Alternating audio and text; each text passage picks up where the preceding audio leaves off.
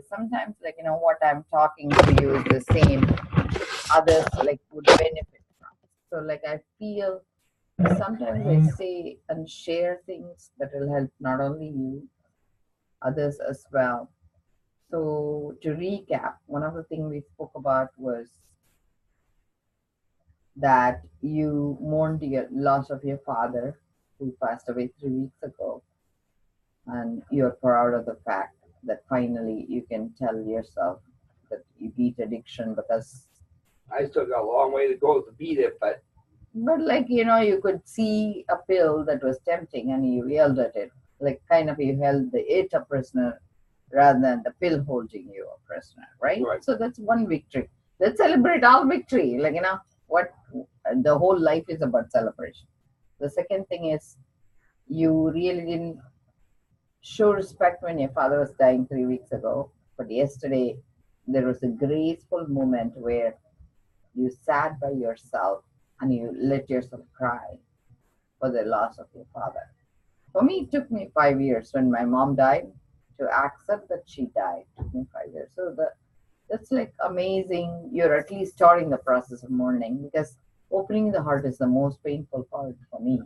right. Like, it's so painful. Oh my God, I cannot even bear the thought of accepting, So that's a nice place to arrive. Now that you are in a healthy place, you can see the relationship you have, and your spouse might need help. But in marriage, it's always a parallel dance. Sometimes you are a little bit healthier than your spouse, and your spouse gets healthier than you. But how do you balance? It's like a cart you're pulling, right? You go way ahead, she is going to break the cart. She goes way ahead, you're going to break the cart. Sometimes it's worth sacrificing even the society norm, like, to stay back, and because you don't want to be running ahead, because the whole point is to keep the family together. Right. Stabilizing family is number one. We are together, right?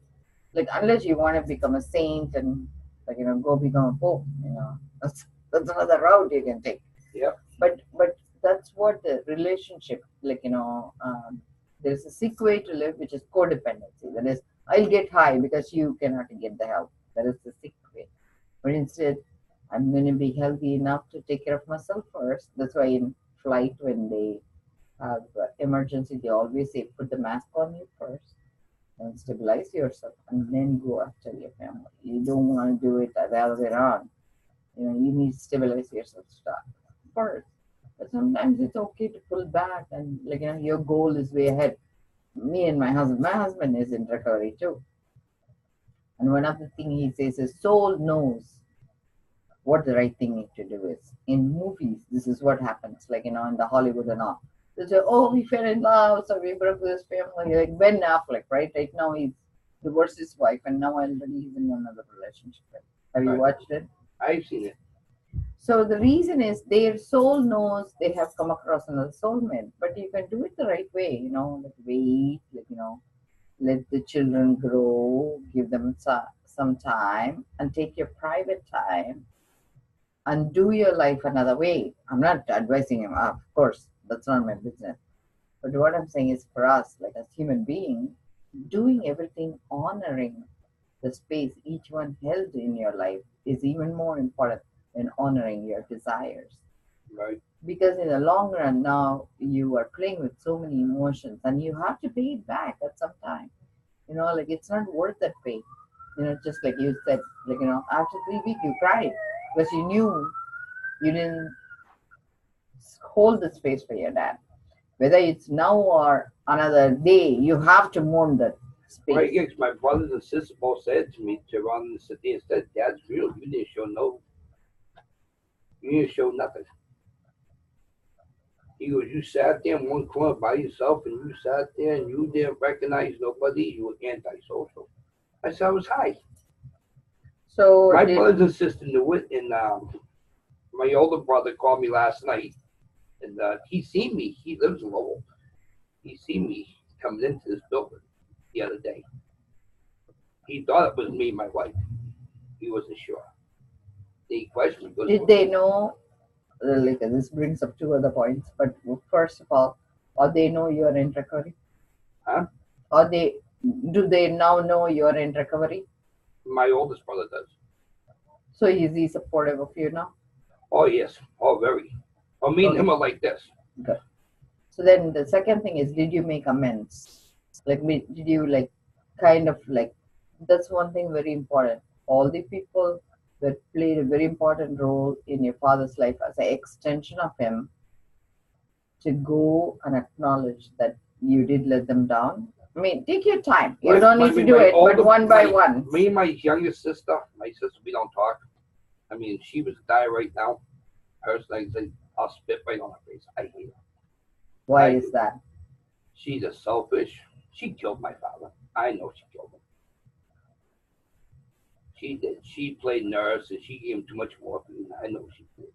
Because she was going on vacations to New York and she had a whole month of vacation coming and he lived with her. And 1 minute he's fine, next minute he's dead. I mean,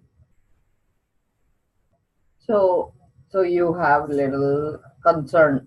Let's not like, see, remember, we don't want to project something as truth or not truth. So the first thing is for you, like, let's put it in like a holding cell, okay? The thought. What I would like you to do is come up with the agenda that says, what was the intention you gave morphine for? Because you need to find out. You become a detective. Because right now you have already judged. Then when you judge, there's no leverage, right? So you want to be neutral in this country. You need to play the jury, so you don't have facts. I mean, right now, the way to paraphrase it is, I'm hurt because I feel I'm not sure what happened, and I would like to learn more. This way, it leaves space open with your sister, right? So that's one box, right?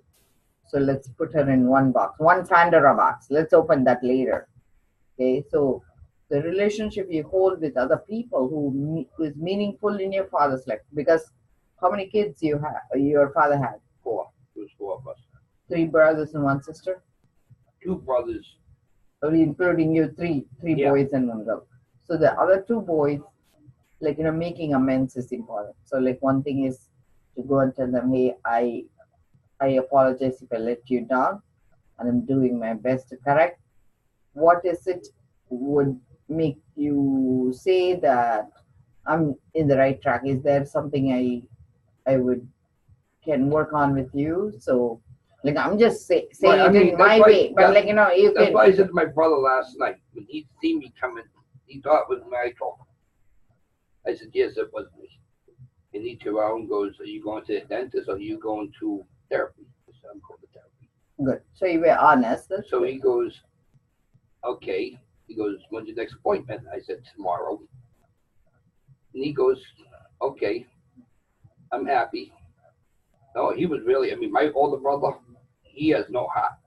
He's very cold-hearted the way he talks.